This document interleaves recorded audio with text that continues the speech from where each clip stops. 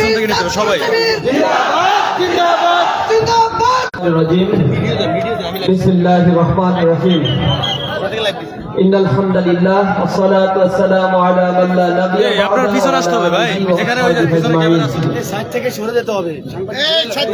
এই ইনসাফ প্রতিষ্ঠার কাফেলা মানবতার মুক্তির আন্দোলন বাংলাদেশ জামাত ইসলামী ভাই নিচে মান ভাই। ভোলা জেলার উদ্যোগে আয়োজিত মনপুরাও কনফেশনে জনগণকে নিয়ে আজকের এই নির্বাচনী জনসভায় প্রধান অতিথি হিসেবে আমাদের মাঝে উপস্থিত হয়েছেন বাংলাদেশ জামাত ইসলামীর সংগ্রামী নায়েবে আমির অধ্যাপক মুজিবুর রহমান, উপস্থিত বাংলাদেশ জামাত ইসলামীর কেন্দ্রীয় স্থানীয় নেতৃবৃন্দ, 10 দলীয় ঐক্যজোটের 11 দলীয় ঐক্যজোটের শীর্ষস্থানীয় নেতৃবৃন্দ, জাতির জাগ্রত বিবেক সাংবাদিক বন্ধুগণ, আইন শৃঙ্খলার দায়িত্বে নিয়োজিত সদস্যবৃন্দ, প্রিয় ভোলাবাসী, আসসালামু আলাইকুম ওয়া রাহমাতুল্লাহি ওয়া বারাকাতুহু। আমি শুরুতেই গভীর দুঃখের সাথে স্মরণ করছি গাজীপুরে 2 দিন আগে অত্যন্ত নৃশংসভাবে ছুরিকাঘাতে ছাত্র দলের সন্ত্রাসী কর্তৃক রানী ফ্যাশনের মালিক রানী নামে একজন নারীকে নির্দয়ভাবে হত্যা করা হয়েছে। আমি স্মরণ করছি বীরেশ্বরায় 7ম শ্রেণীতে অধ্যয়নরত সেই বাচ্চা মেয়েটির কথা, যে বোনটিকে গণধর্ষণ করা হয়েছে।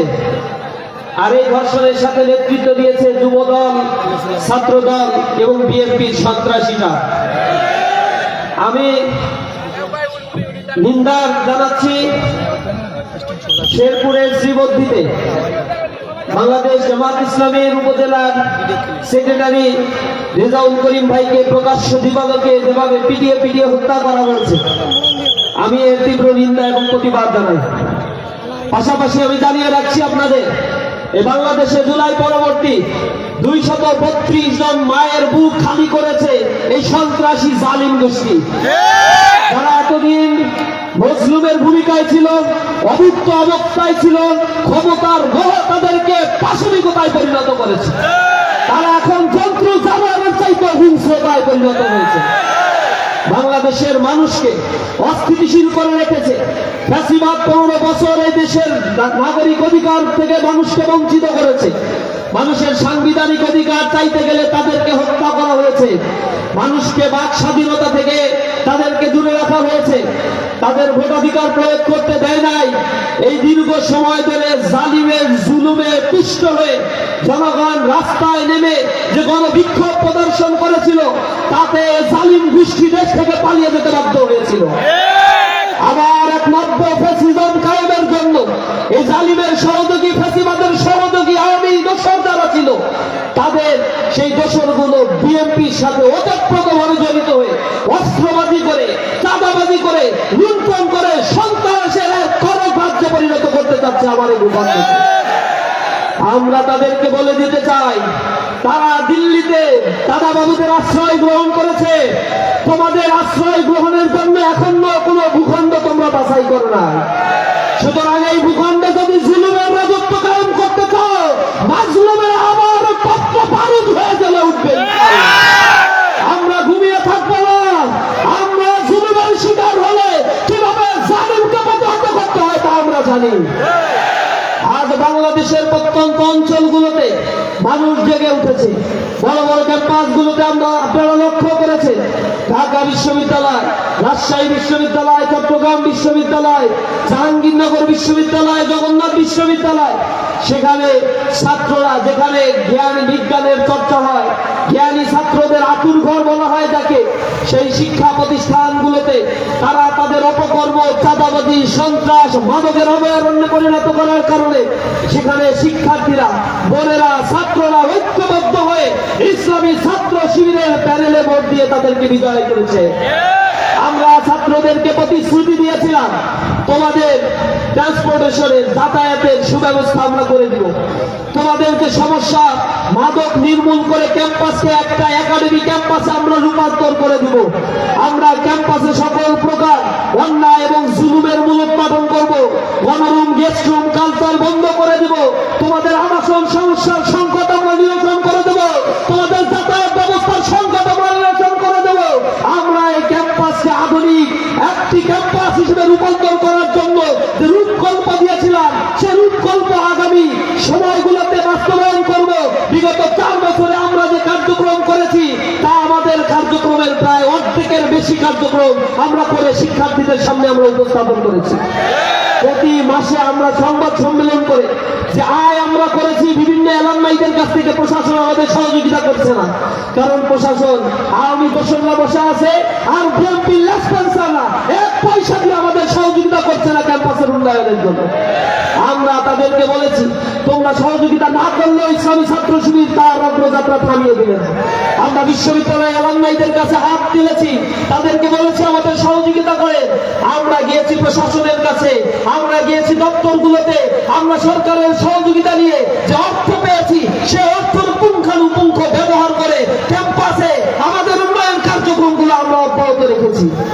আপনারা দেখেছেন সংবাদ সম্মেলন করে প্রতি মাসে আমরা যে টাকা আয় করি আর যা ব্যয় করি তার পুঙ্খানুপুঙ্খ হিসাব শিক্ষার্থীদের সামনে আমরা উপস্থাপন করছি।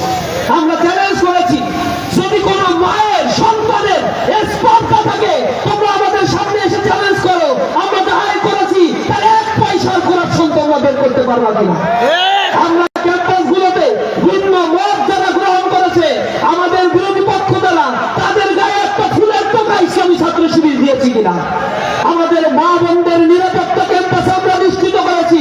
আমরা বিজয় অর্জন করার পরে ক্যাম্পাসে নারীর উপরে করবে যেটা হবে ইনসাফের সমাজ, যেটা হবে নারীবান্ধব সমাজ, যেটা হবে কর্মসংস্থানে পুষ্ট একটি ঋদ্ধ সমাজ। জামায়াত ইসলামী যে বাজেট করবে এই বাজেটের অর্ধেক বাজেট বিগত সময়গুলোতে লুটপাট করা হয়েছে।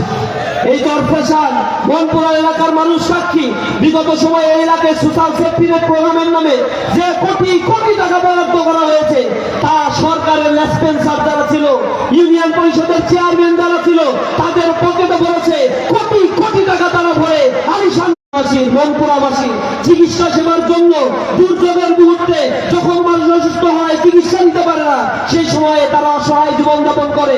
জামায়াত ইসলামী বলছে ক্ষমতায় আসার পরে আধুনিক সরকারি হসপিটাল গড়ে তোলা হবে প্রত্যেকটি জেলা শহরগুলোতে। জামায়াত ইসলামী বলেছে 5 বছরের নিচে যে শিশু রয়েছে তাদের চিকিৎসা বিনা মূল্যে প্রদান করা সরকারের দায়িত্ব হবে। 7 বছরের ঊর্ধ্বে যে সকল মানুষ রয়েছে তাদের চিকিৎসা বিনা টাকায় প্রদান করার দায়িত্ব সরকারের হবে। সকল স্বাস্থ্য সেবা ক্ষেত্রে দুর্নীতির লাগাম টেনে ধরা হবে। এই জায়গাগুলো দুর্নীতি যদি করতে না পারে সরকার সোশ্যাল সেফটি নেট প্রোগ্রামে যে ধরনের বরাদ্দ দেওয়া হয় তা দিয়ে জনগণের স্বাস্থ্য সেবা শতভাগ নিশ্চিত করা সম্ভব।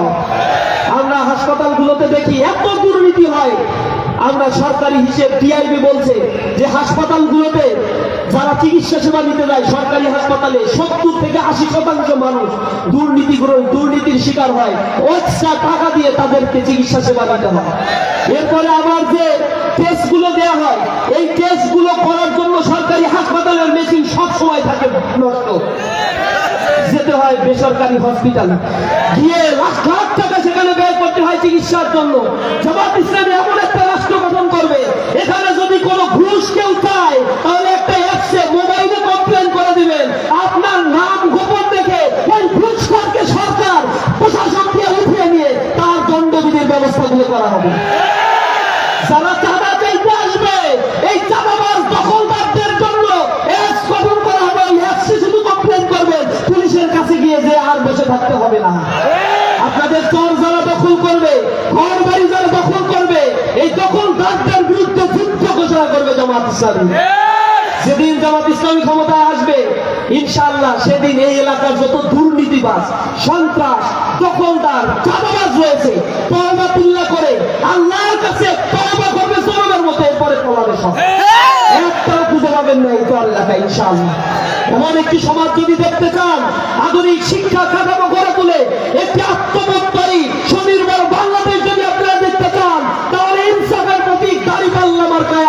কাছে আমরা ভোট চাই। দাঁড়িপাল্লা মার্কায় ভোট দিবেন তো ইনশাআল্লাহ? আপনাদের ভোটাধিকার আপনারা প্রয়োগ করবেন। যারা হুমকি ধামকি দিবে তাদের তুলে হুঁশিয়ার করে বলে দিবেন তোমাদের রক্তচক্ষু আমরা বরদাস্ত করি না। আপনারা বলবেন, আমরা আপনাদের বলতে চাই, যদি তুমি দাঁড়িয়ে যাও তাহলে তুমি শেষ, যদি তুমি রুখে দাঁড়াও তবে তুমি বাংলাদেশ। আমরা একদিন যদি রুখে দিতে পারি সন্ত্রাসকে, নিজের ভোটাধিকার প্রয়োগ করতে পারি, বা আপনারা যদি নিজেদের ভোটাধিকার প্রয়োগ করে দাঁড়িপাল্লাকে বিজয় অর্জন করতে পারে, আগামী 5 বছর শান্তিতে বসবাস করার গ্যারান্টি জামাত ইসলামী আপনাদেরকে দেবে ইনশাআল্লাহ। আপনারা রাজি আছেন তো?